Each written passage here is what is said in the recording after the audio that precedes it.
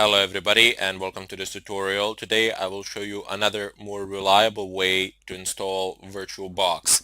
If you are wondering why on earth did I show you the other way using the RPM if we're not going to use it here, well, it's always good to have another option. Plus, the procedure is exactly the same if you're installing any other RPM package. So you just type in rpm-i and then you just type in the name of the package that you have downloaded and that you wish to install. The procedure is exactly the same. I would recommend passing an H argument as well to give you a status bar, because if you just go ahead and type it in like this within the name of the package, uh, it's going to install it no problems, of course, but the screen is just going to wait. Nothing is going to happen. You might think it's bugged or something like that during the installation procedure. Like this with H, there's a status bar that shows, so you know that something in the background is happening. But as I said, it's good to have another option. What we want to do today and now is actually install VirtualBox using the default packet manager called yum and pull the package from the repositories.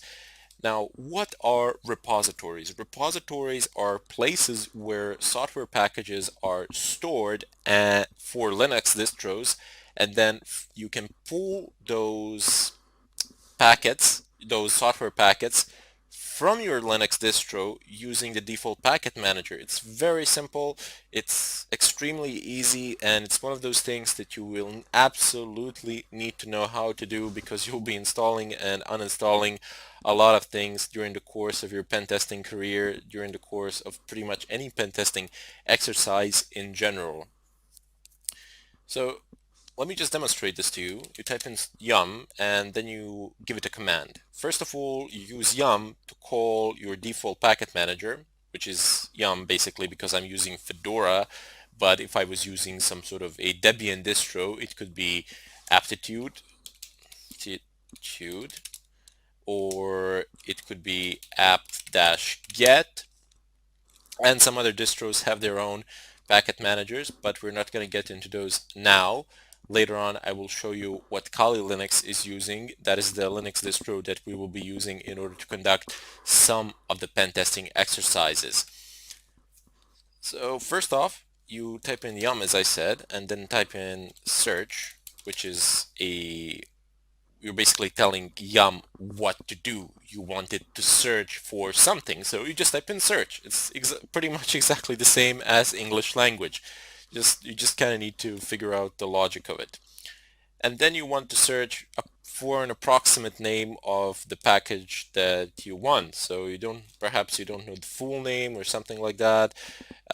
Don't worry about it. Just type in a portion of the name. It will suffice, and pretty much everything that contains that portion of the name will be displayed. So we know what we want. It's VirtualBox, and you might think that this is the full name of the package, but no, it is not. Soon you will see. And there you go. It has printed out every package that contains VirtualBox in its name, the word VirtualBox in the name of the package or in the description of the package, because you see you have the name of the package here, colon, and then you have the description of the package here. There are a lot of things have popped with the name VirtualBox, and you're wondering perhaps which one to install. Well, you need the Kmod one, and here you have the kernel version and the Fedora version.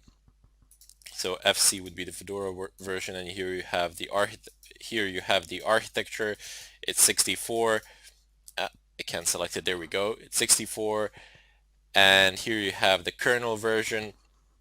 So you can compare it to what you have, and based on what you have, what your operating system is, you can pick it from here, assuming that it's a Fedora 20. You can use any other distro. The procedure is fairly the same. Later on in the question parts, if you're using, for example, a Debian-based distro or a OpenSUSE or something like that, feel free to ask me. If you can't manage it there, I will help you. I will help you out, no problems. But for the time being, I'm just going to go ahead and install it here. Let me just go ahead and clear the screen. In order to install the package, you need to type yum install, and then you need to go ahead and type the name of your package, which would be the last one for me anyway. this one. Oops, here we go. The name is a bit long, so I'm just going to go ahead and copy it. But you see, there is one fundamental problem here. Uh, the VirtualBox package is not found in the default repositories of Fedora. And that is a bit of a problem, primarily because none of these commands would actually work if I did not previously import RPM Fusion repositories. RPM Fusion is simply the name for a certain type of repositories containing certain types of packets. So I have imported those repositories, and now I can pull information and packages from them. If I did not do that previously, I would not have been able to do any of these things. Yum search VirtualBox would yield no results of whatsoever. I would get a blank screen. I would get like a message here saying that no packages were found that matched this particular name, and then just a blank screen. That's it. So that can be problematic. In order to solve that problem, you need to go ahead and open up your favorite browser. I already have this website opened. To save a bit of time, it says rpmfusion.org /configuration, but here let me just go ahead and search for it. So type into any search engine RPM Fusion, it's gonna pop, do not worry. So it's rpmfusion.org. Click on the website, open it up, and here you're gonna get instructions immediately. It's a very simplistic website. There isn't any tinkering that you need to think about or some advanced configuration, nothing of a kind. It just says for users and says enable RPM Fusion on your system. Click OK. Not OK, just click on the link, and there you go. You get a listing here, you get a listing of downloads. It says free and non-free. And don't be intimidated with this non-free. You do not need to pay for anything. It is non-free for redistributable software that is not open source software as defined by Fedora licensing guidelines. So this non-free does not refer to money. You do not need to pay anything here. I cannot make that any clearer. It simply refers that the software is not open source software as defined by Fedora licensing guidelines. So it might actually be open source, but it just doesn't fit within the boundaries of Fedora licensing guidelines. Anyway, that part is not that interesting to you. Down below, the thing that you need to know here is that non-free is actually free in terms of money, but non-free in terms of source code. Anyway, as I said, that's not really that important for you anyway at the moment. Down here, you have actually RPM packages. Remember from the previous tutorial, I've showed you the extension .rpm. When you download a package, we could actually download one of these. Actually, I would download the first one and then install it using my RPM software. Just type in RPM space -I, and then I would, there we go, I just clicked on it. Then I would pass this file name as an argument as well, and it would install it no problems as well. But I don't really want to do that at the moment. I want to show you a different way of doing it. If you're wondering why it is being repeated twice, this is for free and this is for non-free. Excellent. What we want is the command line setup using RPM. It says here Fedora 14 to the most current. So mine is 20. It's going to work there, no problems as well. So you have this very long command, and you don't really need to know what every single portion of this command is or what it does. Basic sum total, it imports a repository into your system that you are going to use later on. They have given this command so you can do it from one tap. Basically, you don't need to go about doing things or anything of a kind. You basically just copy, paste this, and run it. You are using your default package manager, you're using local install option, you are not checking for certain types of keys, you are you're giving it the place from which to pull it, and so on and so forth. But later on, as we progress through this tutorial, we will deal extensively with Linux command line. So only then will these things become clearer to you. Once I actually explain some of the basic and fundamental things, then you will be able to understand things such as those listed in this bracket. Sorry, not bracket, within the confines of this parentheses, and so on. Because if I started explaining it now, it would make no sense and it would simply complicate things further. As I said, later on, when we get into the command line interface of Linux, when I start explaining it in great detail, there I will begin from scratch and move you basically from beginner to advanced user in a relatively short amount of time, and then you will be able to understand what all of these things are.